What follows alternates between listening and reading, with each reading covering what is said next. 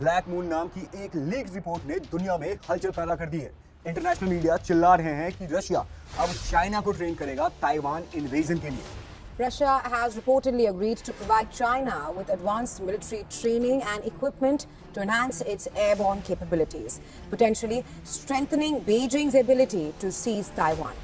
Russia is reportedly boosting China's ability to take Taiwan. मतलब Putin का Crimea playbook वाला scene अब जी के हाथ में लग चुका है। इमेजिन कीजिए, दुनिया की दो सबसे बड़ी और सबसे खतरनाक मिलिट्री पास चाइना और रशिया अब सिर्फ नेबर्स या ट्रेडिंग पार्टनर्स नहीं बल्कि सीक्रेट पार्टनर्स बन चुके हैं और उनका टारगेट है एक छोटी सी आइलैंड ताइवान। ताइवान साइज में छोटी लेकिन इसकी स्ट्रेटेजिक इंपॉर्टेंस दुनिया के लिए गेम चेंजर है।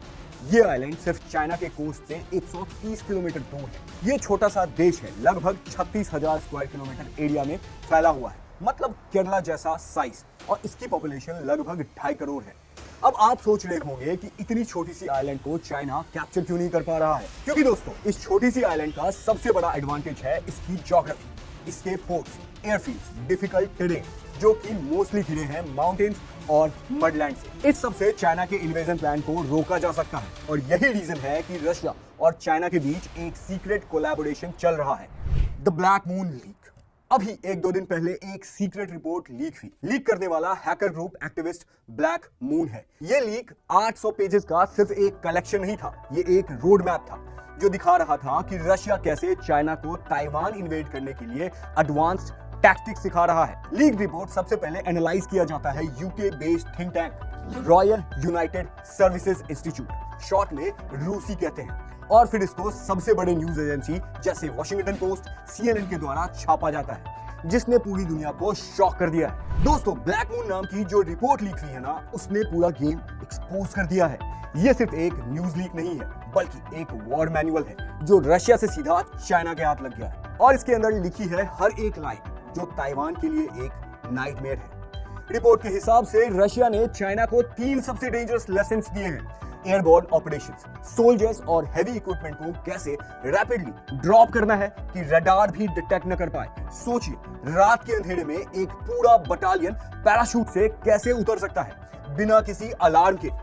ये वही टैक्टिक है जो रशिया ने यूक्रेन के पहले दिन ट्राई कर ली थी। दूसरा टैक्टिक है एम्फीबियस लैंडिंग्स का, शिप से शोर पर ऐसे लैंड करना कि मैक्सिमम डैमेज एनिमी को हो और अपना लॉस मिनिमम हो। मतलब बीच पर उतरते ही टैंक्स, आर्टिलरी, ट्रूप्स सब एक ही वेव में डिप्लॉय हो। ये वो स्किल है जो कोल्ड वॉर के टाइम पे रशिया ने मास्टर की थी और अब चाइना को सिखाई जा रही है। तीसरा टैक्टिक्स है कंबाइंड स्ट्राइक्स, मिसाइल्स, एयरक्राफ्ट और ग्राउंड ट्रूप्स को एक ही सेकंड में सिंक करना।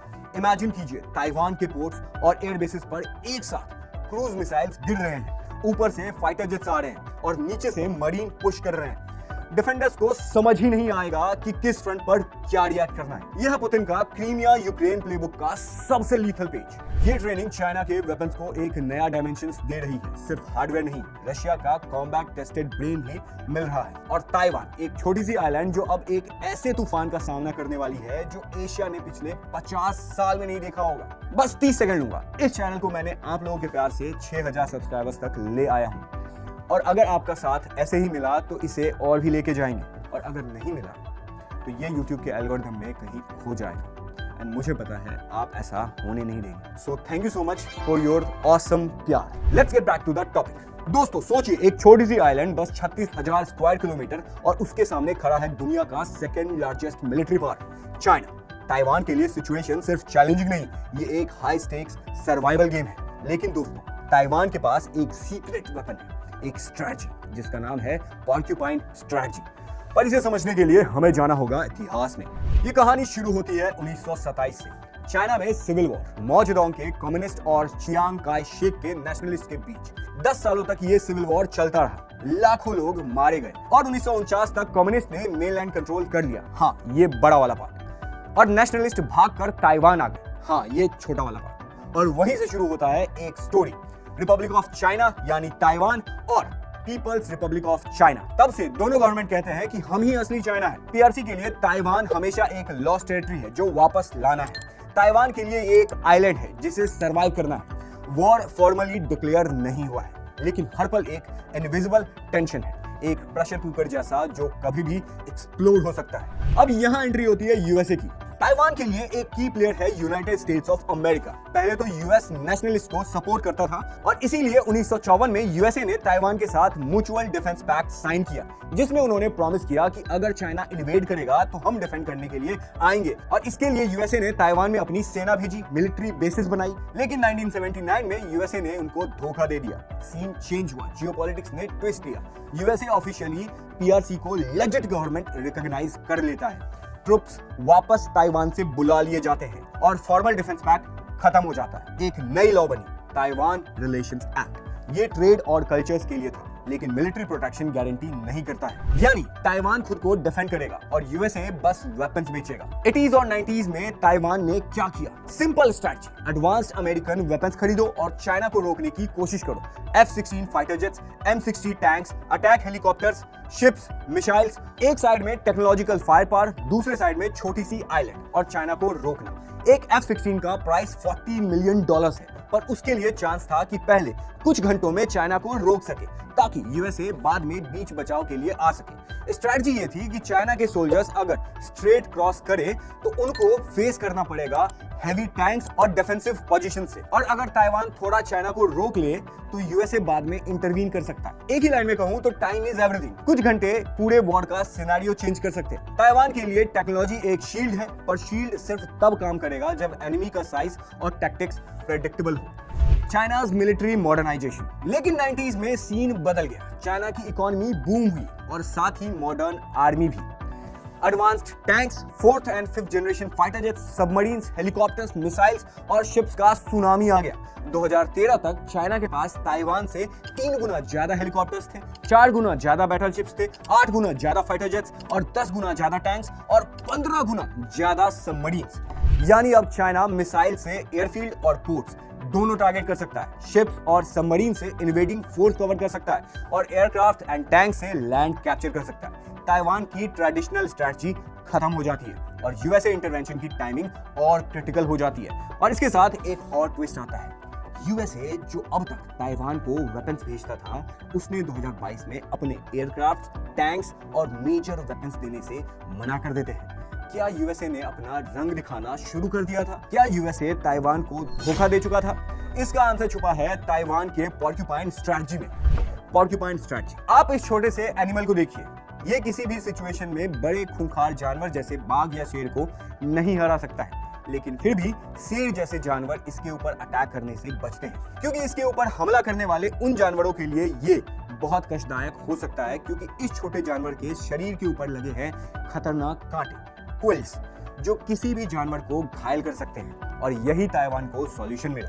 एक अमेरिकन मिलिट्री एक्सपर्ट विलियम मुरे ने 2008 में प्रपोज किया पोर्क्यूपाइन स्ट्रैटेजी। आइडिया सिंपल था और डेडली भी। Instead of 1-2 expensive weapons, Taiwan ने इन्वेस्ट किया hundreds of small, mobile, cheap but effective systems में। फिंगर मिसाइल्स, चाइनीज एयरक्राफ्ट को डिस्ट्रॉय करने के लिए, हार्पून्स, शिप्स को डिस्ट्रॉय करने के लिए, माइंस, वाटर लैंडिंग स्लो करने के लिए। स्ट्रैटेजी का गोल चाइना को डिफीट करना नहीं था, उनको स्लो करना था, कंफ्यूज करना था और टाइम बाय करना था। टाइम फॉर यूएसए और एलाइज टू रिएक्ट। और देखिए, ये सारी चीजें और ज्यादा क्रिटिकल तब हो जाती है जब 2022 में यूक्रेन में रशिया इन्वेड कर रहा था और यूक्रेन पूरे वर्ल्ड के लिए एक लाइव एग्जांपल बन गया। Mobile inexpensive weapons, drones, anti tanks और एंटी एयर सिस्टम्स ने रशिया को स्लो कर दिया, डैमेज कर दिया और रीइंफोर्समेंट का टाइम भी दिया।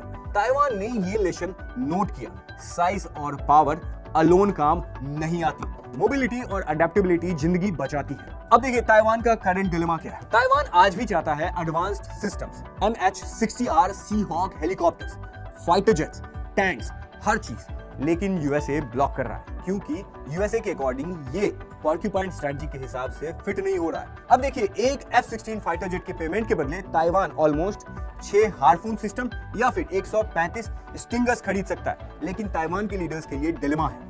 चाइना की grey zone actions, air incursions, blockades, missile test, इनके सामने एडवांस सिस्टम भी जरूरी लगते हैं। और अब देखिए, ताइवानीज लीडरशिप को यूएसए के ट्रंप लीडरशिप के ऊपर से विश्वास बिल्कुल उठ चुका है कि यूएसए कभी भी उनके बचाव के लिए आ सकते हैं। इसीलिए वो चाहते हैं कि न सिर्फ चाइना को रोका जाए बल्कि उनसे लड़ना भी पड़े तो वो लड़ सके। अब आपके लिए एक सवाल कि क्या ताइवान को अपनी पॉर्क्यूपाइन वाली स्ट्रेटजी में भरोसा रखना चाहिए और यूएसए की बात मान लेनी चाहिए, या यूएसए के अलावा किसी और देश के साथ वेपन्स खरीदने शुरू कर देने चाहिए, और इसमें उनका साथ भारत अपने ब्रह्मोस, तेजस या आकाश डिफेंस सिस्टम से कैसे दे सकता है, ये कमेंट सेक्शन में जरूर रखिएगा। और अगेन आप चाहते हैं कि ऐसे ही इंगेजिंग इंफॉर्मेटिव वीडियो आप तक मैं लाता रहूं तो मुझे आप सपोर्ट कर सकते हैं इस चैनल को सब्सक्राइब करके, वीडियो पसंद आई तो लाइक करके और अपने दोस्तों के साथ शेयर करके। फिर मैं मिलता हूं आपसे नेक्स्ट किसी वीडियो में, तब तक के लिए thank you so much, keep learning and जय हिंद।